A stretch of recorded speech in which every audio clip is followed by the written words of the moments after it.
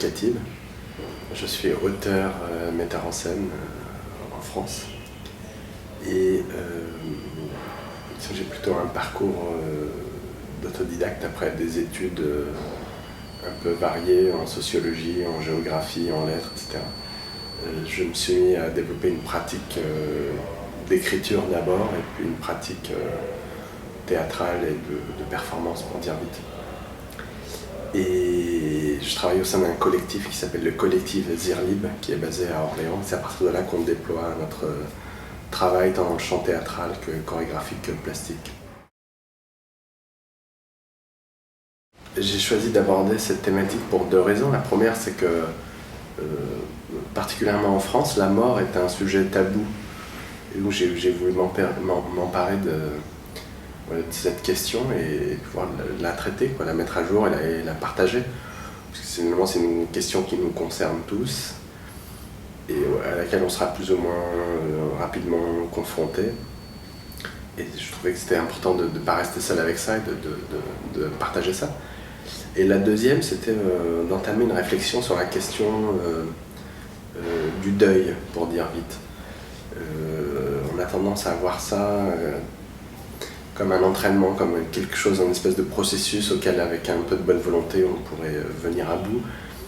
Et moi, j'essaie dans la proposition de renverser ça et de remettre plutôt au centre la question du chagrin.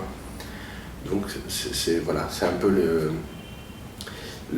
l'enjeu de cette pièce. Et moi, comme ma mère est morte, elle était marocaine, et elle est morte en France, mais on l'a enterrée au Maroc. Il y avait la question aussi de la double culture et comment on navigue d'une culture à l'autre, d'une terre à l'autre, d'une terre d'adoption à une terre d'origine, comment on passe de l'un à l'autre et les frictions que ça génère. Pour dire vite, on pourrait dire que c'est un théâtre de nature documentaire.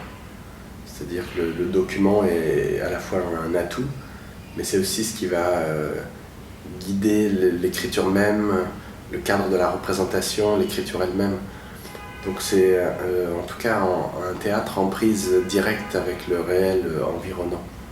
Ce serait plutôt ça, à la frontière entre le théâtre et qu'on pourrait appeler une espèce de performance documentaire, en tout cas, ou des happenings qui convoquent des gens qui ne sont pas forcément des professionnels du spectacle vivant, même la plupart du temps d'ailleurs qui ne sont pas professionnels, et de créer du temps commun. C'était assez enthousiaste ici, l'accueil du public à Alexandrie et au Caire. D'abord, il y a un public qui est extrêmement vivant. Il y a une vraie circulation et comme dans mes propositions, l'adresse elle est directe. Je m'adresse directement aux gens et là il y avait une véritable interaction, un vrai temps de partage. Il y a une vraie générosité, une vraie attention. Et pour le coup, ça avait une résonance un peu différente parce que ma mère était enterrée au Maroc. Et donc, ce qui était de la double culture entre, disons, l'Occident et une partie du Moyen-Orient qui fonctionne d'une certaine façon en France, et notamment aux questions de l'immigration, ici, on en a une toute autre lecture. Et ce qui peut apparaître exotique pour les uns ne l'est pas du tout pour les autres. Et il y avait un dialogue assez riche entre... c'est un travail notamment qui est basé sur la question de la langue, comment on passe de la langue française à la langue arabe. Mais je me suis rendu compte qu'en jouant en Égypte, en discutant avec des Kérotes, avec des Alexandrins, c'est que moi je parle pas l'arabe, en fait je parle marocain. Et comment on parle de la langue marocaine à la langue arabe, et l'arabe littéraire, mais encore il y a l'égyptien qui vient se mettre entre tout. Et donc c'était assez stimulant, les échanges qu'on a pu avoir autour de la question de nos langues méditerranéennes. Et puis j'étais aussi agréablement surpris par la jeunesse du public. J'ai plutôt l'habitude de jouer devant des personnes plutôt un peu... La moyenne d'âge est un peu plus élevée en Europe. Et il y a quelque chose d'extrêmement vif là, dans la composition des salles. Et il y avait quelque chose de très, très métissé, il y a une vraie mixité. C'est très agréable comme expérience. Dès la semaine prochaine, je serai en Belgique, à Bruxelles. Et puis après, le mois d'après, on part en tournée au Maroc, dans une petite dizaine de villes.